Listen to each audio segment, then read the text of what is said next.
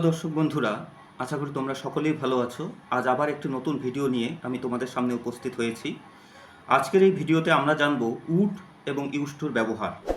তো এই টপিকটা খুবই ইম্পর্টেন্ট টপিক, কারণ স্পোকেন ইংলিশের ক্ষেত্রে কিন্তু আমাদের এই উড এবং ইউজ টুর ব্যবহার কিন্তু জানতেই হবে। তো আজকের ভিডিওটা তোমরা শেষ পর্যন্ত দেখবে, একদম বিষয়টা সম্পর্কে তোমরা কিন্তু অবগত হয়ে যাবে। কোনো ধরনের অসুবিধা কিন্তু তোমাদের সাথে আর থাকবে না। তো আমরা প্রথমেই এক্সাম্পলের দিকে চলে যাব। এখানে আমি 3টে এক্সাম্পল দিয়েছি। আমি ছেলেবেলায় নদীতে স্নান করতাম। বি নম্বর বলছে আমার বাবা রোজ সকালে হাঁটতেন, এবং নেক্সট বলেছে তারা প্রতিদিন বিকেলবেলা ক্রিকেট খেলতো।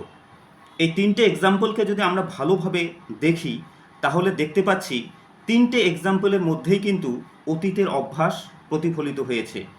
যেমন আমি ছেলেবেলায় নদীতে স্নান করতাম, এখন বড় হয়ে গেছে, এখন কিন্তু করি না। আমার বাবা রোজ সকালে হাঁটতেন, এখন কিন্তু হাঁটে না, তার হাঁটুর ব্যথা বা অন্য কিছু হতে পারে। সি নম্বর বলেছে তারা প্রতিদিন বিকেলবেলা ক্রিকেট খেলতো, কিন্তু এখন কিন্তু খেলে না, তারা খেলতো বা ভবিষ্যতেও তারা খেলবে না। তো 3টে এক্সাম্পলের মধ্যেই কিন্তু একটা অভ্যাস, অতীতের অভ্যাস কিন্তু ধ্বনিত হয়েছে। তো এই যে অতীতের অভ্যাস বোঝাতে, ইংরেজির ক্ষেত্রে অতীতের অভ্যাস বোঝাতে উড অথবা ইউজ টু আমরা কিন্তু ব্যবহার করে থাকি। মনে রাখতে হবে অতীতের অভ্যাস বোঝাবে, তাহলেই আমরা ইউজ টু অথবা উড কিন্তু ব্যবহার করে থাকব। তো এবার আমরা পরের এক্সাম্পলগুলোতে দেখব। এই এক্সাম্পলগুলোরে আমি ইংলিশ ট্রান্সলেশন করে দিয়েছি। আমি ছেলেবেলায় নদীতে স্নান করতাম। I use to take bath in the river in childhood. আমার বাবা রোজ সকালে হাঁটতেন। My father would walk in the morning. তারা প্রতিদিন বিকেলবেলা ক্রিকেট খেলতো। They use to play cricket in the afternoon. তো এই 3টের ক্ষেত্রেই কিন্তু আমরা দেখতে পাচ্ছি যে অতীতের একটা করে অভ্যাস কিন্তু এখানে প্রতিফলিত হয়েছে। তো আমরা বিষয়টা ক্লিয়ার হয়ে গেল। অতীতের অভ্যাস বোঝাতে আমরা কিন্তু উড অথবা ইউজ টু ব্যবহার করব।